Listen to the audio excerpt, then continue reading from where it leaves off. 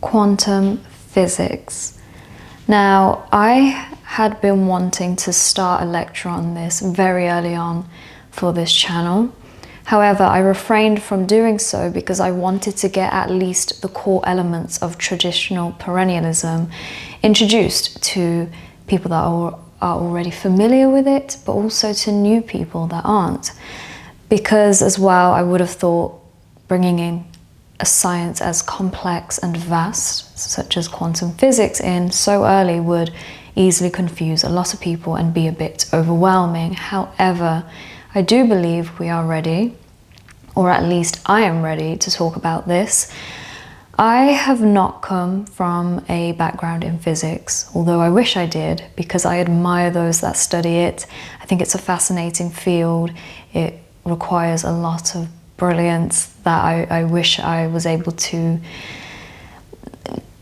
contain and learn when I was younger. I was very much into the mathematics and computer science part, but I always felt like physics was the next challenge up for me and often refrained from it from fear of failure. However, I feel like destiny has brought me back into at least with an interest, a strong interest in quantum physics and astrophysics.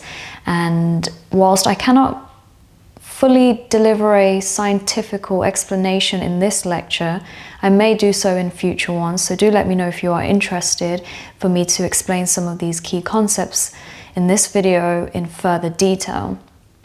So why am I bringing quantum physics into a channel that expresses spirituality a lot, as well as metaphysics? And it's truly because there are so many links between metaphysics, doctrines, myths that we have been told and shared and honored through with and from our ancestors that have been eternal. And I don't feel like we're talking about it enough. I know in the modern manifestation community, quantum physics gets thrown a lot, especially with terms like quantum jumping, etc.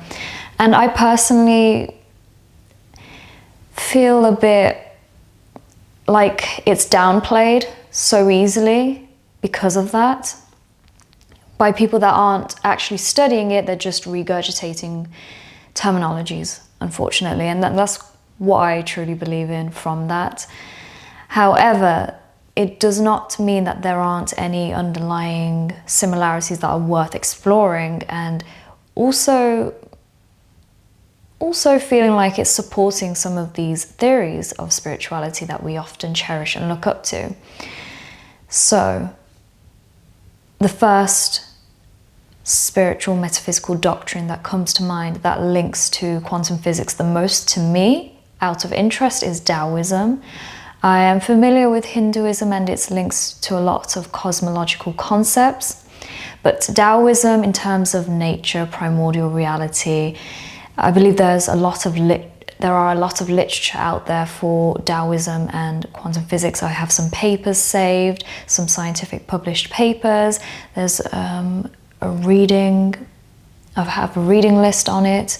I can't remember the name, but there's something of the title, The Tao of Physics, that is on my list. I find it incredibly fascinating. The paradoxes of quantum physics and concepts like wave duality particle and quantum entanglement, which is one of my favorites actually, brilliantly portrayed by Christopher Nolan in Interstellar. If you have not watched it, I recommend you do, because he gave such a creative, heartwarming, heartbreaking way to express that through his science fictional stories. But it's just knowing how they resonate with our spiritual ideas of interconnectedness, consciousness, and the nature of reality itself. It's truly incredible. As I've mentioned before, I am not going to go into full detail, but if you would like a lecture on each concept as an individual, then I'm more than happy to provide that in future content. The first concept is the wave-particle duality. So this principle reveals that particles like photons and electrons, they exhibit properties of both waves and particles depending on how we observe them. It's also known as the observer effect as well. So imagine a single photon traveling through the famous double slit experiment, which is another experiment that is waved around a lot in the manifestation community. When it's unobserved, it behaves as a wave and it creates this interference pattern. Yet, as soon as we observe it, that very moment is when it collapses into a particle. This challenges how, well, our classical understanding of matter as fixed and immutable. Fixed and immutable, it couldn't be if it depends on the observer.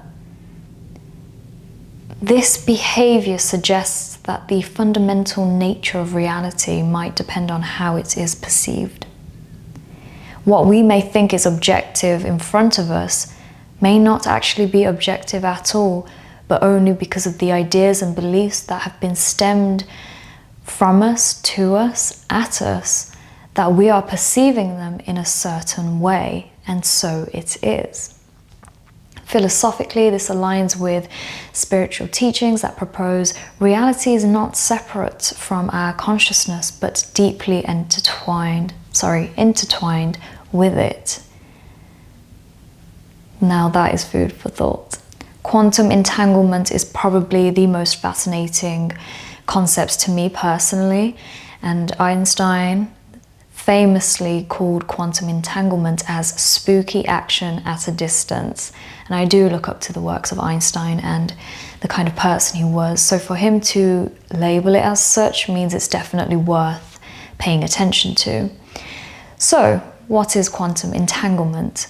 When two particles become entangled, they form a connection so profound that even when separated by vast distances, their states remain synchronized. That is powerful, because this means that measuring one particle instantly determines the state of its counterpart, no matter how far apart they are. The implications are staggering because it hints at a universe where everything is interconnected at a fundamental level, which transcends space and time. Now, this is coming off from the top of my head. I believe there is a Japanese saying or proverb of soulmates being connected with each other no matter what throughout their lifetimes, which I think is such a beautiful concept. It may occur in other traditions too. And I know in the Islamic traditions, it is believed that God created us in pairs. And so everything is written and one soul is always connected to the other soul because we are in pairs. And I love that. I love that concept. It's quite romantic. It's quite hopeful. And it really does fulfill that energy, that underlying energy that reality is made up of love. So building on upon the wave-particle duality, where it can either be a wave or a particle, but never both, but it's also quite impossible. I'm not too sure if you've watched Oppenheimer. There's a brilliant scene of him and his student talking about this concept in a very cerebral, theatrical way, very inspiring. So the observer effect is perhaps one of the most intriguing aspects of quantum physics. It's something that even today physicists cannot fully grasp it. There's quite a discourse for it and against believing it, in the sense that the idea that the mere act of observation influences the outcome of a quantum system. For example, in experiments with photons, the presence of an observer can determine whether the photon behaves as a wave or a particle. This isn't just a limitation of our instruments, it's a fundamental feature of quantum reality. It almost sounds like it's a fairy tale, but this is real theoretical science that we are studying as a human collective consciousness. And as time goes by in the linear fashion, we are learning more about it, and yet not many people know about it as well. So it does raise profound questions about the role of consciousness in shaping reality. Is the universe inherently participatory? Spiritual traditions have long asserted that awareness and perception are not passive experiences, but active forces that shape the fabric of existence. This is one of the main reasons why the manifestation community really utilized this theory to further propel the limiting beliefs that others may have upon it.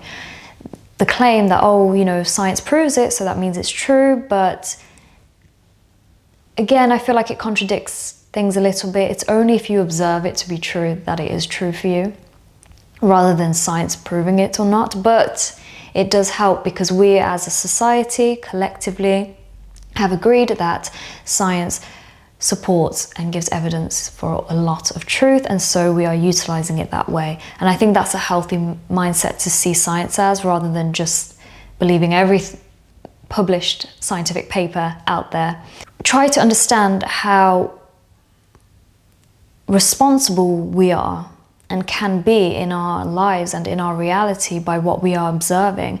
And I don't mean it physically with our physical eyes, I mean inwards. Our thoughts, our perceptions, what happens when we've processed the inputs, but it's the processing part in our minds. What are we judging our external world with? Is it positive thoughts in our favor, or are you jumping straight to conclusions and it's not going out in your favor? Because if so, you will be experiencing the negative experiences that comes from it. I do apologize, I digressed a little bit, and it has become a mixture of a free flow talk and a lecture because there's so much we can extract from these theories, and there are so many interpretations from it, which might be reflected in my future free flow talks, but I am going off on the top of my head of what comes to mind.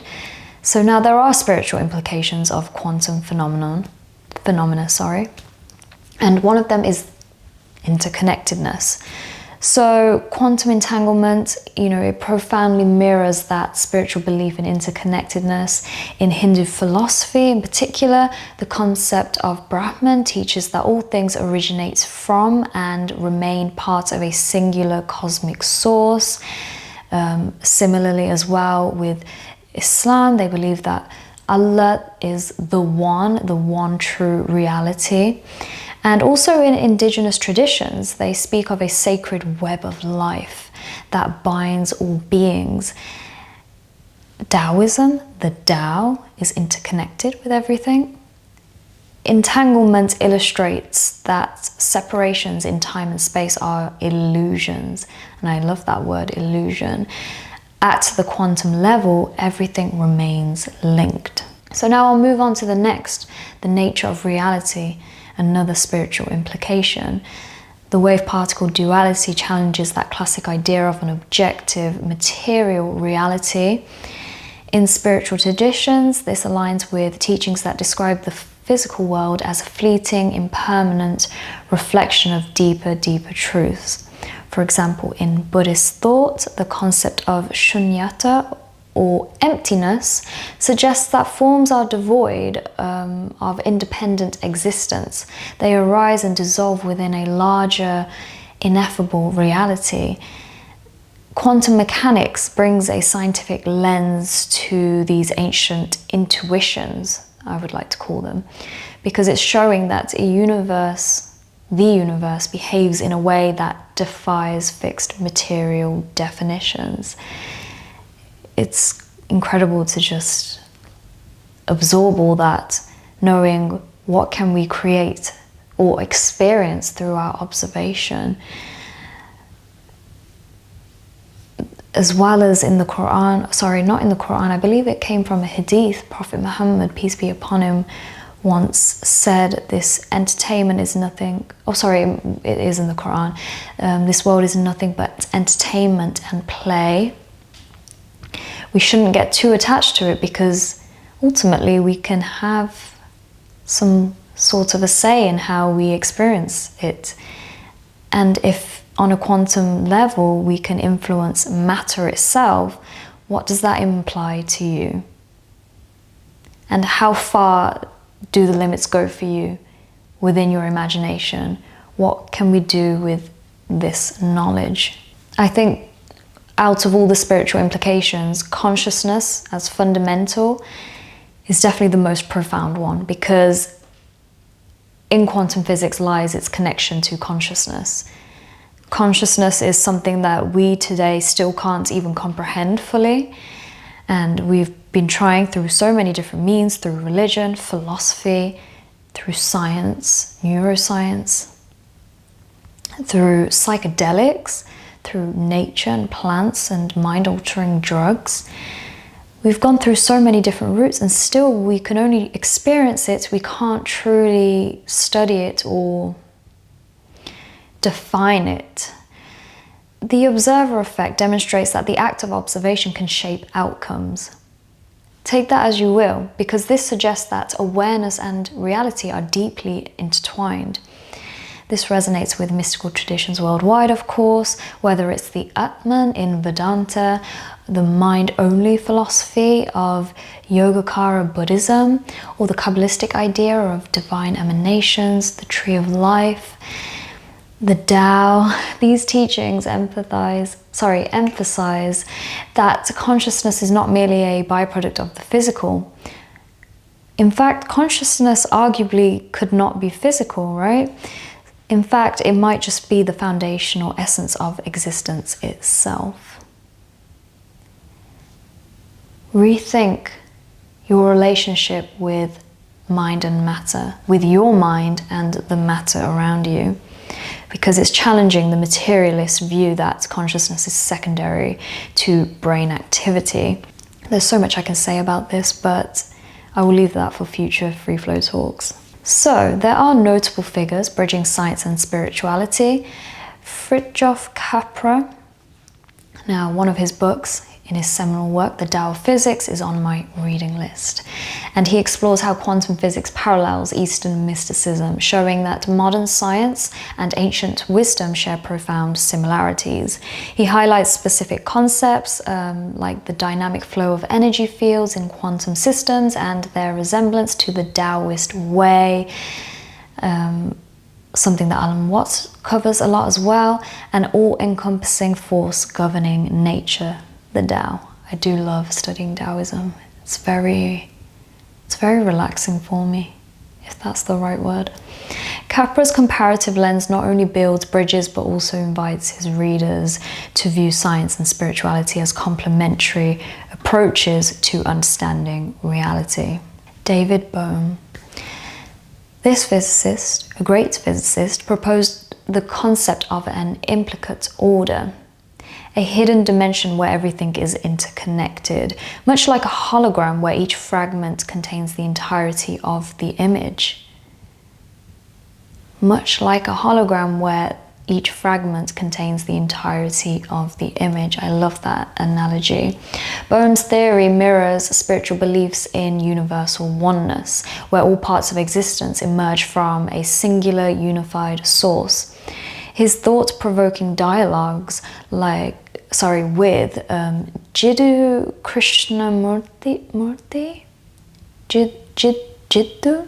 Krishnamurti, sorry if I've butchered that name, further underscored his view that deep understanding comes from integrating science with spiritual inquiry. Bohm believed that fragmentation in human thought, not reality itself, was the source of conflict and disconnection.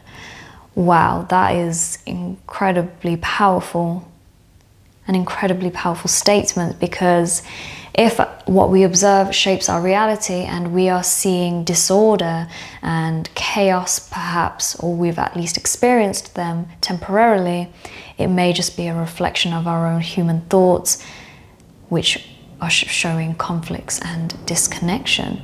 So how do we get back into that connection?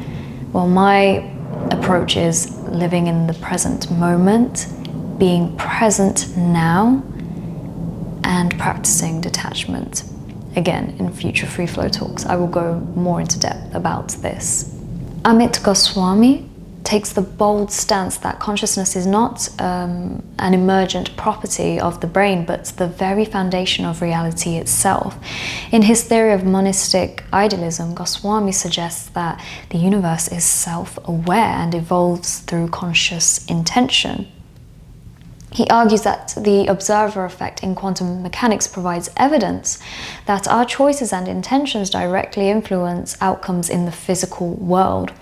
Goswami's work, blending science with meditative and mindfulness practices, offers a practical roadmap for integrating those quantum principles into everyday spiritual growth. Now, I would like to expand on this a little further and say I am a firm believer with full conviction. I mean, I've tried to hint that I am throughout this lecture, but I would like to just make the statement here and now that I have experienced enough in my life to believe that our intentions and choices is a byproduct of the gift that God had given us, the Creator, which is free will, and our imagination is the quantum realm where you put your attention, your focus, your observation on a certain place, location, in the ever now, right now, in the present moment. It will reflect in the physical world. And it will come through in these logical steps that would make any skeptical person think, yeah, this isn't true at all, you're going crazy. But when you play with it, play and entertain this idea enough times, your belief just becomes stronger and stronger, and you see life as play, which is one of the reasons why I see life more of a game, and not in a bad way, not in a good way. It's how you perceive it at the end of the day, but enough to be neutral about it and to just continue learning and being the best version of ourselves that we can be. Niels Bohr, one of the greatest quantum physicists to have lived, he is a foundational figure of quantum mechanics, and he introduced the principle of complementarity, which states that particles like electrons can exhibit both wave and particle characteristics depending on how they are observed. Bohr often used the Eastern yin-yang symbol to convey this duality. Anyone that knows me knows I love bringing up the yin-yang symbol in almost all my explanations, because there's incredible wisdom and so many relatable concepts that we can tie into it. So it's not even just in a metaphysical concept, but in a quantum physical perspective. It's incredible. I need to find other ways to say incredible, but he emphasized that apparent contradictions are merely complementary perspectives of a deeper truth. He believed this principle has incredible, profound philosophical implications, which urges humanity to embrace complexity and paradox as essential aspects of understanding both science and existence. Erwin Schrödinger, please correct me on this, famous for his cat paradox, another theory that gets rinsed in the manifestation community, but it is very noteworthy. It's basically where a cat is in a box and it's in two states at once simultaneously, which cannot be physically true, but it is on a quantum level. So he had deep interest in Vedantic philosophy. In his writings, Schrödinger spoke of the oneness of mind and drew parallels between his interpretation of quantum mechanics and the Hindu concept of Advaita, another topic I would love to bring to this channel, non-duality. He suggested that consciousness is singular, and what appears as individual minds are simply manifestations of one universal consciousness. His philosophical reflections highlight the profound, I also rinsed that word, overlap between quantum theory and the timeless teachings of Eastern spirituality. Non-duality is a concept where essentially there is no physical, outer and inner, physical and spiritual. It's all essentially one, like a bowl of soup, I think is what is used as an analogy when describing the quantum realm. And that is essentially what our consciousness is, but then we have been introduced as duality into this world for experiences, to experience what it means as limitless, to be limited, essentially. But there are lots of non-dualism manifestation content where if it's in your imagination, it is just as real as if it was in the physical reality. And there's a lot we can discuss about that in future free flow talks. So I hope I haven't overwhelmed everyone with my passion for combining quantum physics and spirituality, but in a more or less introductory but sensible way, I'd like to think, in the sense of not just overwhelming everyone and saying you can do anything you want, etc., and give this false hope sensation. Whilst I have my own convictions in my own reality, you must understand that it's because I am the observer of my own reality, just as much as you are the observer of yours. Now, I am saying that you are limitless, and we are limited for a reason, to explore the limitless, simultaneously just as we are limitless to experience the limited.